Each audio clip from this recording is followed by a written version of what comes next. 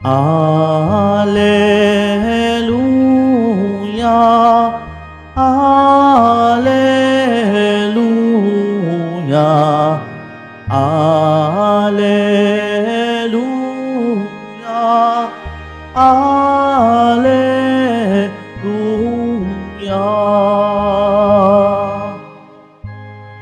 Birheng Mariang mapalad,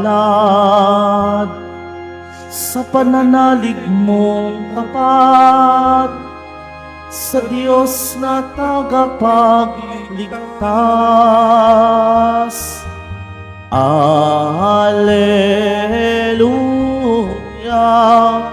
Alleluia, Alleluia, Alleluia.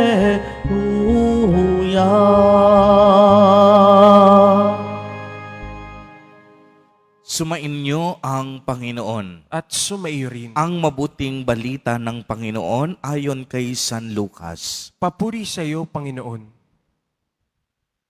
Si Maria ay nagmamadaling pumunta sa isang bayan sa kaburulan ng Huda. Pagdating sa bahay ni Zacarias, binati niya si Elizabeth. Nang marinig ni Elizabeth ang bati ni Maria, naggagalaw ang sanggol sa kaniyang tiyan. Napuspos ng Espiritu Santo si Elizabeth at buong galak na sinabi, "Pinagpala ka sa mga babae at pinagpala rin ang dinadala mo sa iyong sinapupunan. Sino ako upang dalawin ng ina ng aking Panginoon? Sapagkat pagkarinig ko ng iyong bati ay naggagalaw sa tuwa ang sanggol sa aking tiyan. Mapalad ka sapagkat nanalig kang matutupad ang ipinasabi sa iyo ng Panginoon." At sinabi ni Maria, "Ang puso ko'y nagpupuri sa Panginoon at nagagalak ang aking espiritu dahil sa Diyos na aking tagapagligtas, sapagkat nilingap niya ang kaniyang abang alipin, at mula ngayon ako'y tatawaging mapalad ng lahat ng salinglahi, dahil sa mga dakilang bagay na ginawa sa akin ng makapangyarihan, banal ang kaniyang pangalan. Kinalulugdan niya ang mga may takot sa kaniya sa lahat ng salit-saling lahi. Ipinakita niya ang lakas ng kaniyang mga bisig. Pinangalat niya ang mga palalo ang isipan. Ibinagsak niya ang mga hari mula sa kanilang trono at itinaas ang mga nasa abang kalagayan. Binusog niya ang mabubuting bagay, ang mga nagugutom, at pinalayas niyang wala ni anuman ang mayayaman.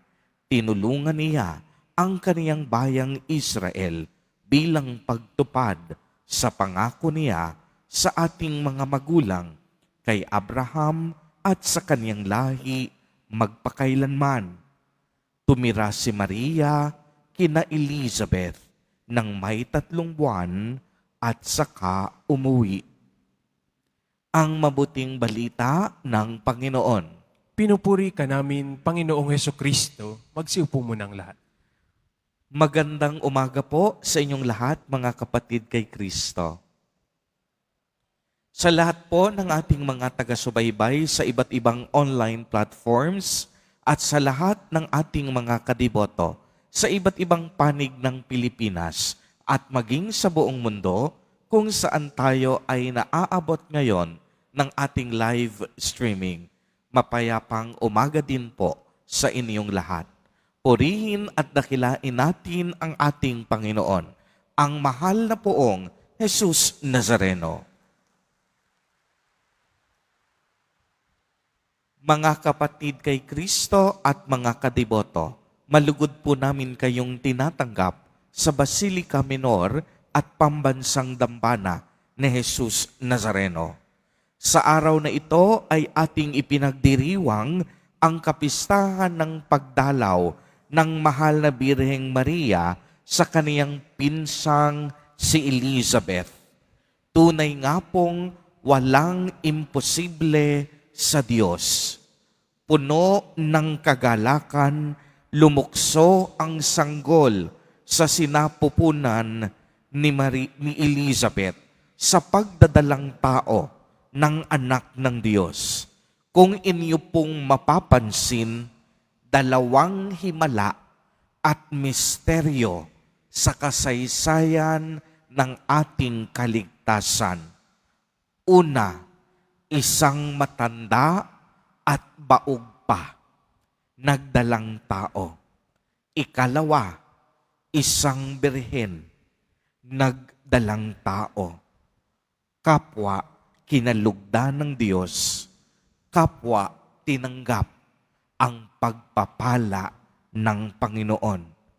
Kung lubos po natin pang pagninilayan, walang katumbas ang biyayang ipinagkaloob kay Maria. Bakit po, Father? Sapagkat pinili siya upang maging ina ng anak ng Diyos. Hindi ordinaryong tao ang ipinagbuntis ni Maria. Hindi basta-basta. Hindi lang kung sino-sino. Kung hindi ang anak ng kataas-taasan at kabanal-banalang Diyos ang mananahan sa sinapupunan ni Maria. Pagmasdang mabuti, napakaganda po ng disposisyon ng mahal na Birheng Maria. Ang pagdadalang tao niya kay Jesus Nazareno, hindi naging daan upang siya ay magmalaki.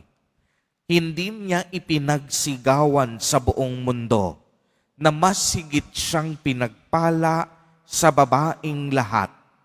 Hindi niya pinagpilitan ang kaniyang sarili para kainggitan ng marami. Ano ang ginawa niya? Si Maria naglakbay upang ibahagi at ipimalita sa kaniyang pinsan ang mabuting balita ng Panginoon. Si Maria mismo ang nagdala sa Panginoon upang maging pagpapala para sa iba. Uulitin ko po, sa paglalakbay ni Maria, siya mismo ang nagdala sa Panginoon upang maging pagpapala para sa iba. Hindi niya ito sinolo, hindi niya ito inangkin o sinarili. Nagpuri at dinakila niya ang Panginoong Diyos. Dalawang makapangyarihang salita, pagbabahagi at pamamalita.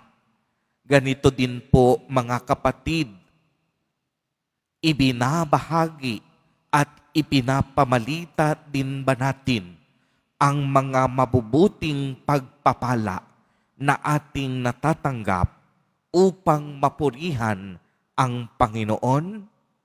Hindi ba tayo nagdadamot sa mga biyayang ating natatanggap? Hindi ba tayo takot magbahagi sa simbahan?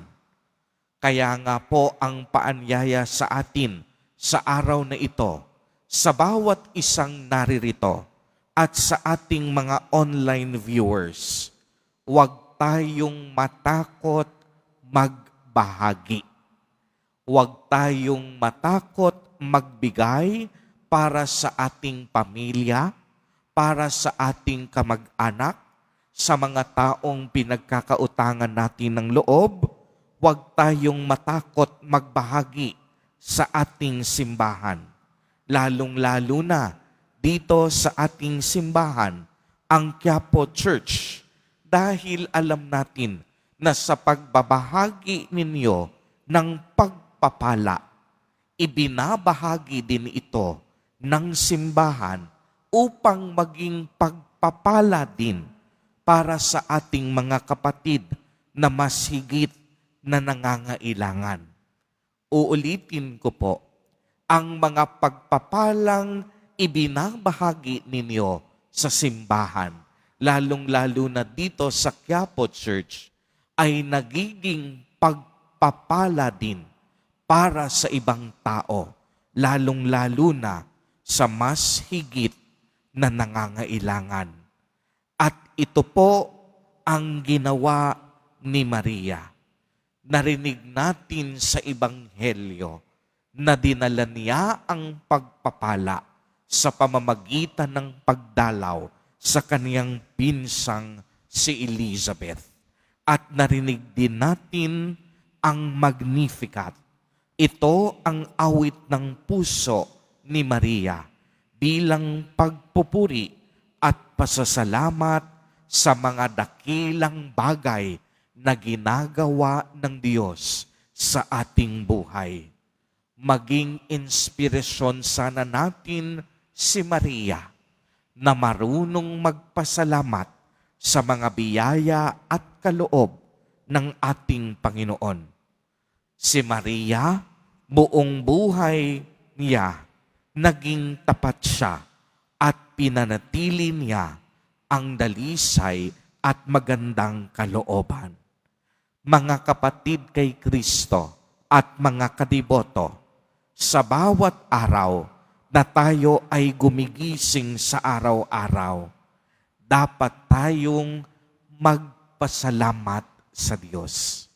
At hindi lang basta magpasalamat ang mga biyayang ating natatanggap, dapat din nating ibahagi upang maging pagpapala para sa iba. Bagamat marami tayong pagkakamali at pagkukulang sa Diyos, pagmasdan ninyo, patuloy tayong binibiyayaan ng Diyos ng iba't ibang uri ng grasya at pagpapala sapagkat mahal na mahal niya tayo. Naway bilang tugon sa pagmamahal ng Diyos, maging sambit ng ating puso't mga bibig. Walang hanggang pasasalamat, Panginoon. Amen. Purihin at dakilain natin ang ating Panginoon, ang mahal na poong Jesus Nazareno.